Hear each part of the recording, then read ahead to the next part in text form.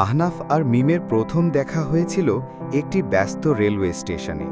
মিম তার ব্যাগপত্র সামলাতে হিমশিম খাচ্ছিল, আর আহনাফ পাশ দিয়ে যেতেই তার হাতের বইগুলো ছিটকে পড়ে গেল। দুজনেই একসাথে নিচু হয়ে বই কুড়াতে গিয়ে তাদের চোখাচুকি হলো। মিমের চোখে তখন বিরক্তি থাকলেও আহনাফের ঠোঁটে ছিল মিষ্টি হাসি। সেই মুহূর্তেই যেন তাদের গল্পের শুরু। এরপর প্রায়ই তাদের দেখা হতো একই ট্রেনে, একই বগিতে। প্রথমে টুকটাক কথা, তারপর ধীরে ধীরে বন্ধুত্ব। মিম আবিষ্কার করল আহনাফ তার প্রিয় লেখক, আর আহনাফ মুগ্ধ হল মিমের প্রাণোচ্ছলতায়। একদিন ট্রেনেই মিম মন খারাপ করে বসেছিল, তার প্রিয় কফির মগটা ভেঙে গেছে। আহনাফ সেদিন নামার সময় তাকে একটা নতুন কফির মগ উপহার দিল, আর তাতে লেখা ছিল, তোমার হাসি আমার সবচেয়ে প্রিয় কফি। মিমের মন ভালো হয়ে গেল। সেই দিন থেকেই তাদের বন্ধুত্বের সম্পর্কটা ভালোবাসায় রূপ নিতে শুরু করল।